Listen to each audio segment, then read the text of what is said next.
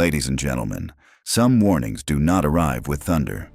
They arrive in silence. Before dawn on a cold morning off the California coast, radar operators near San Diego noticed something they could not easily explain. Civilian vessels, or at least vessels that wanted to look civilian, had formed an unusual pattern in dark water just beyond the zone where ordinary traffic still made sense. They were not close enough to trigger panic, not aggressive enough to become a headline, not strange enough to force an immediate response, and yet no one in that room felt at ease.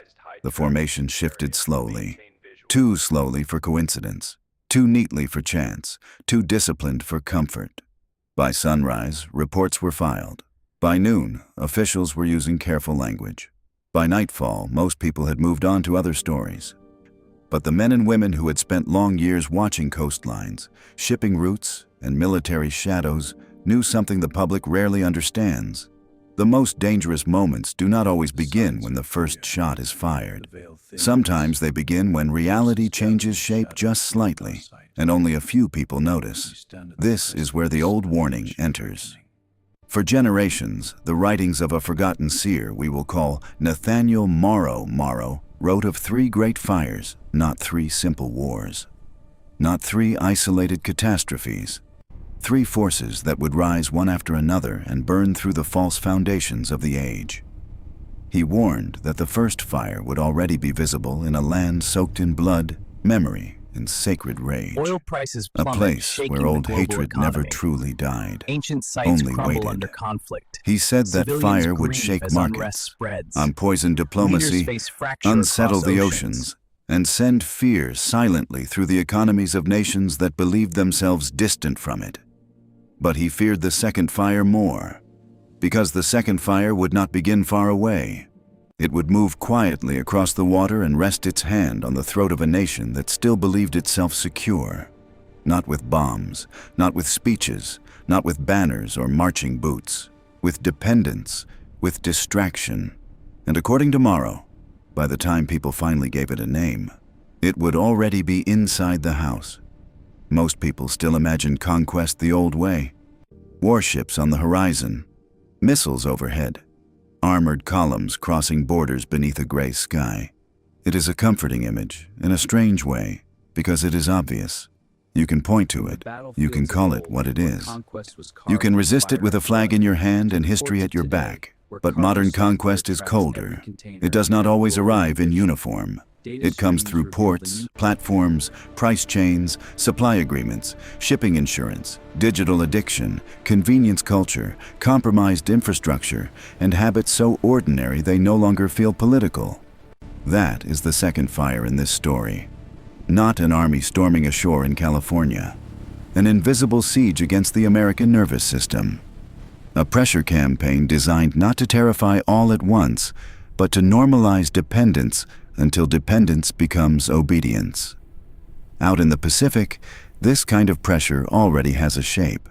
Fishing fleets that are not merely fishing, commercial routes that do more than carry goods, maritime maneuvers that remain just below the threshold of declared war while changing behavior all the same. The genius of gray pressure is that it never quite allows a clean response. Everything remains deniable. Everything remains technically manageable. Everything remains 1 degree below the point where a sleepy public feels forced to look up.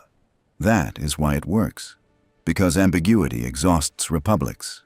It forces lawmakers to hedge, corporations to adapt, consumers to rationalize, and citizens to argue with one another while the leverage quietly deepens. A hostile power does not need to seize Los Angeles to wound the United States. It only needs to touch the pressure points that keep American life moving. Shipping lanes, industrial inputs, energy routes, cheap manufacturing, digital marketplaces, rare minerals, logistics software, agricultural dependency, consumer appetite. Once those points are understood, the real assault begins. Not against territory, against assumptions. The nation still looks wealthy. The shelves still fill. The trucks still move. The children still scroll. The screens still glow. But beneath that appearance, something else takes hold. A habit of reliance, a tolerance for low-grade compromise, a quiet surrender disguised as efficiency. And once that surrender becomes ordinary, the fire no longer needs to spread. It only needs to keep feeding itself. If you want to understand the second fire, do not begin with maps. Begin with a shopping cart. Begin with the family-run hardware store in Ohio that cannot match prices set by supply chains built an ocean away. Now begin with the produce grower in California watching margins disappear under imported competition. Begin with the trucking company in Missouri delaying repairs because fuel has become too unpredictable to plan around. Begin with the middle-aged mother in Arizona standing beneath fluorescent grocery lights, comparing two nearly identical products, knowing the cheaper one is part of the machine that is slowly squeezing everything around her. That is how this kind of conquest works. It teaches people to cooperate with their own weakening. The arrangement feels harmless at first. Faster delivery, lower prices, more choice, endless availability. It flatters the public by giving it comfort, then punishes the same public once the habit becomes dependence. A nation that loses the ability to feed, build, repair, and supply itself on its own terms does not collapse in one cinematic event. It begins losing the freedom to say no. That is the deeper terror. Not that the shelves go empty overnight. A border delay here, a shipping backlog there, a surge of underpriced goods flooding a market already too weak to absorb them. A policy shift in some distant capital, a port slowdown, a contract dispute, a customs squeeze, a logistics failure. Each event looks manageable alone. Together they form something darker, a chokehold polite enough to pass as commerce. And once that chokehold tightens, the public mood changes, not dramatically at first, more quietly than that. People become meaner in traffic, more tired at dinner, more suspicious of the future. They speak less about the country and more about getting through the month. They still call this pragmatism. It is not. It is the beginning of spiritual retreat. The narrowing of a people's horizon until survival replaces citizenship and comfort replaces memory. Morrow understood this long before any of us. He wrote that the second fire would not merely pressure the economy, it would reduce the imagination of the nation itself.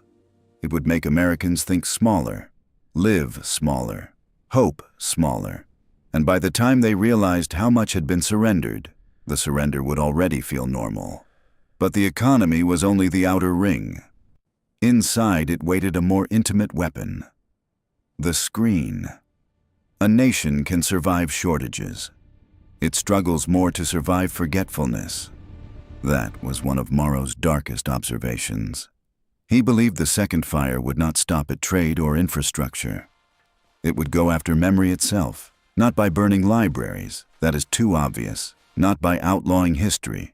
That invites resistance. It would do something subtler and far more effective. It would flood attention so completely that memory would fade on its own. And what a nation forgets, it eventually loses. You can see the outline of it already.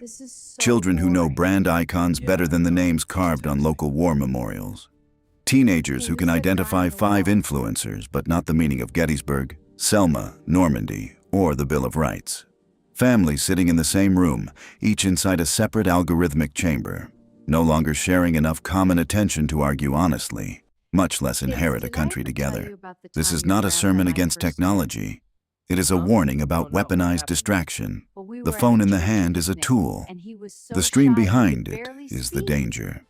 Endless novelty, endless noise, endless little humiliations and seductions engineered to keep the mind reactive, tired, and easy to shape.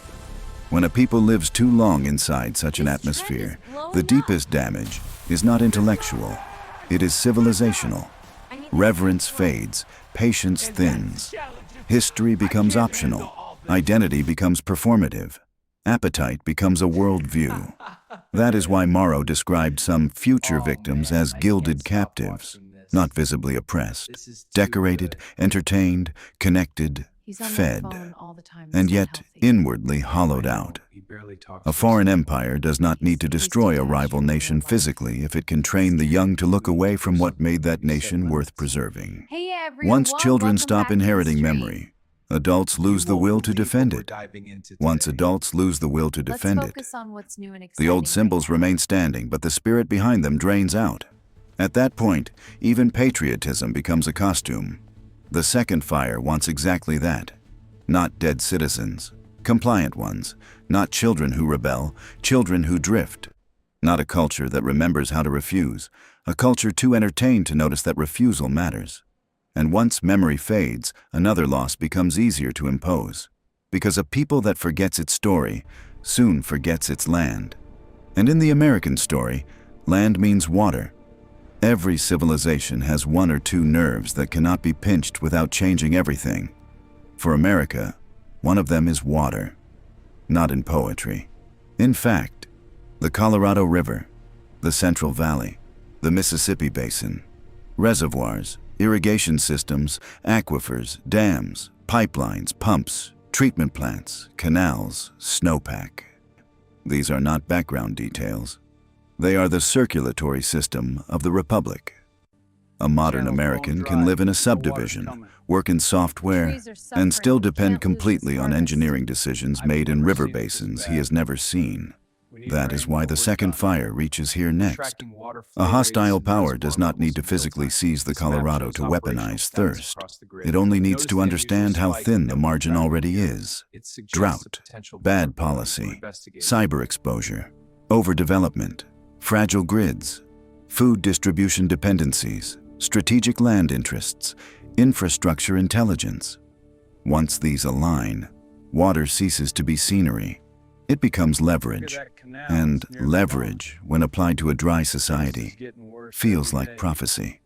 The people who notice first are never the people on magazine covers. They are farmers, county engineers, reservoir managers, truckers, families watching water restrictions harden from suggestion into rule, men and women who grew up believing rivers were permanent enough not to think about. Then, one season, the river becomes argument. The reservoir becomes anxiety. The landscape itself begins to feel conditional. Morrow wrote that one sign of civilizational decline is when the land stops trusting the people who live on it. That sentence sounds mystical until a farming community starts speaking about wells the way families speak about intensive care, until fields lie open and waiting beneath a sky that gives no answer, until food security and geopolitics suddenly start sounding like the same conversation. And then comes the bitterest question. Who did this? Was it only foreign pressure, strategic opportunism, and manipulation from outside? Or did America help prepare its own weakness through greed, negligence, distraction, and the worship of convenience? This is where Morrow's prophecy becomes more frightening than patriotic theater. He does not allow the nation to hide behind victimhood. He says the enemy matters, yes, but the condition that welcomed the enemy matters more. Which means the fire is not just geopolitical, it is moral. It is comforting to imagine that every danger comes from beyond the fence. That way the diagnosis stays simple. There is the enemy. There is the homeland. There is the attack. There is the defense. But that is not how civilizations actually decay. They decay when internal softness meets external pressure and mistakes itself for innocence. A manipulative foreign system becomes powerful only where a target society is already fragmented enough, greedy enough, distracted enough, and spiritually tired enough to be shaped without noticing. That is the truth Morrow forces the reader to face. And it is why his writing remains difficult. He offers no easy absolution. Yes, there may be rival powers moving patiently through ports, markets, water systems, attention economies, and strategic dependencies. Yes, there may be bad faith at work. Yes, there may be a second fire already spreading. But those things succeed because the ground was prepared. A culture that worships cheapness teaches itself to be bought. A people that forgets sacrifice becomes easy to bribe with convenience. A nation addicted to self-display loses the hardness required to resist subtle forms of conquest. That is not a call to hatred. It is a call to honesty. The Republic becomes easier to manipulate when it no longer knows the difference between prosperity and strength. Once citizens confuse comfort with sovereignty, they start giving away strategic independence one transaction at a time. Once they confuse endless stimulation with freedom, They stop guarding the mental space where loyalty and judgment once lived. By then, the foreign actor is not the whole story. It is merely the hand reaching through a door the culture already left open. This is where the old spiritual language matters. The source material you gave spoke in terms of karma, collective ignorance, moral pollution, and a world order entering a dark age because inward corruption had accumulated for too long. The Americanized version of that truth is no less severe. A republic cannot indefinitely neglect discipline, truth, reverence, and shared memory without inviting a harder season. The harder season may look political, economic, technological, foreign, but underneath it lies a simpler fact. The country stopped tending the inner life that once made it difficult to conquer. If that is true, then no policy alone can save it. The answer must begin deeper. And America, like every old country, has already seen what that answer looks like once before. Every nation has a secret it forgets during its easy decades. For America, the secret is this: it was never held together by abundance alone. At its most dangerous hour, when the Republic nearly split itself open, and no one could honestly say the Union would survive, what saved it was not force alone. Force mattered. Rail mattered. Steel mattered. The command mattered. But underneath all of that, there was something older and stranger. A moral seriousness that refused to let the country reduce itself to appetite, fear, and grievance. In this retelling, we place that truth in the hands of a statesman mystic called Silas Rowan. Rowan understood that nations die inwardly before they fall outwardly. He taught that a free people must build what he called an inner republic, the architecture of discipline, loyalty, restraint, memory, worship, and mutual duty inside households and small communities. Once that architecture collapses, the visible republic becomes decorative. It may still have elections, flags, roads, speeches, wealth, but it will have lost the invisible coherence that makes survival more than mere delay. This is the key Morrow hides beneath all the warnings. The answer to the second fire is not panic, not rage, not fantasies of total purification by force. It is inward strengthening. A republic of disciplined families is harder to colonize than a republic of isolated consumers. A culture of memory is harder to erase than a culture of amusement. A people that still knows how to tell its children the truth about sacrifice, land, ancestry, law, work, and mercy will remain stubborn long after more luxurious societies drift into exhaustion. That is why Rowan matters in this story. He stands for a particular kind of American strength. Not loud, not glamorous, not always visible on television. The strength of church basements, county fairs, union halls, old porches, school gymnasiums, ranch kitchens, VFW halls, libraries, memorial cemeteries, and family tables where someone still says, with a straight face, "No, that is not who we are." Such places do not look strategic, yet they are the real strategic depth of a free nation. Because the second fire feeds on fragmentation, and fragmentation begins when a people no longer know how to see clearly together, which leads to the first shield. Attention. In a noisy age, attention is not passive. It is defensive. That may be the most practical truth in the entire prophecy. The nation does not begin recovering when experts agree. It begins recovering when ordinary citizens reclaim enough attention to notice what is happening to them. That sounds small. It is not. A country cannot protect its culture, economy, or children if its people live inside systems specifically designed to fracture concentration and monetize emotional volatility. No, so what does the first shield look like? It looks like limits. A father in Iowa turning off the television long enough to talk with his son about history, duty, and how cheapness can become a national weakness. A mother in North Carolina reclaiming dinner as a shared table rather than 4 parallel screens. Grandparents in Tennessee refusing to let family memory die under the flood of disposable entertainment. Teachers in Pennsylvania asking students not only what they feel, but what they know, and how they know it. Neighbors in Kansas choosing real conversation over algorithmic tribalism. This is not old-fashioned moral panic. It is counter-strategy. Face is the way to go. The second How's the fire family? wants children who They're no great. longer We should inherit do this meaning. more often. It wants parents too tired to resist. It wants citizens who call their own manipulation choice. The shield of attention interrupts that process. It says, your mind is not common property. Your child's imagination is not available for foreign optimization. Your family table is not a market zone. Your memory is not for sale. You may still live with modern tools, but you will not kneel to them. That is why attention must become communal, not merely personal. 1 disciplined household is good. 10 are better. A neighborhood that still knows each other's names is better still. A church, synagogue, mosque, town council, homeschool group, veterans network, or local school community that decides to tell the truth about distraction and dependency creates something very close to cultural immunity. Not perfect immunity, but enough resistance that the second fire stops finding dry brush everywhere it turns. Yet attention alone only stabilizes perception. It does not deepen the soul. For that, America needs the second shield. Not technological, not political. Moral reserves. Supplies matter. Preparedness matters. Savings, medicine, water, skills, local networks, all of that matters. But Morrow's prophecy insists on something older than preparedness.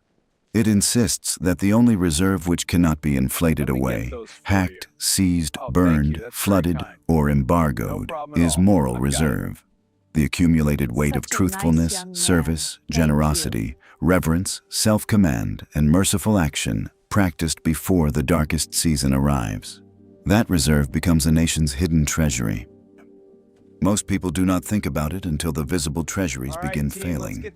Then suddenly its absence is obvious. Why does one town recover after disaster while another turns suspicious and cruel? Why does one family survive hardship without collapsing into mutual contempt while another implodes under lesser strain? Why can some communities resist manipulation better than richer communities with more resources? Because moral reserves act like invisible infrastructure. They do not make people invincible. They make them durable.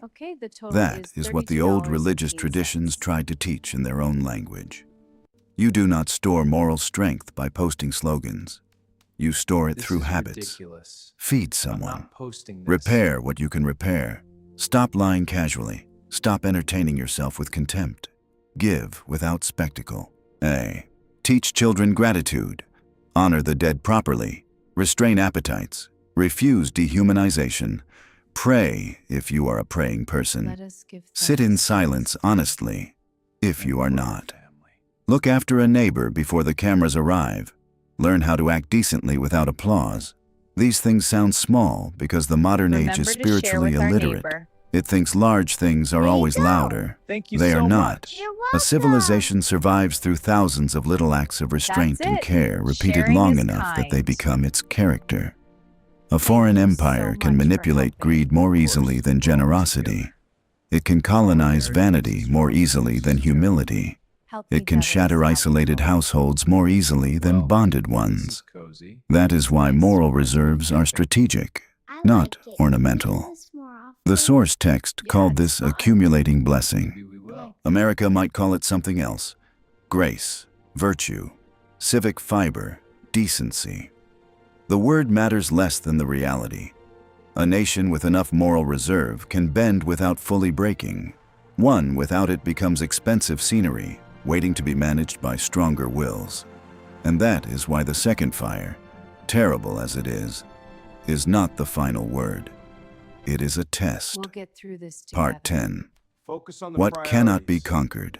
If Morrow was right, then 2026 is not only a year of danger, it is a year of revelation. Not revelation in the shallow sense of hidden information alone, but in the deeper sense.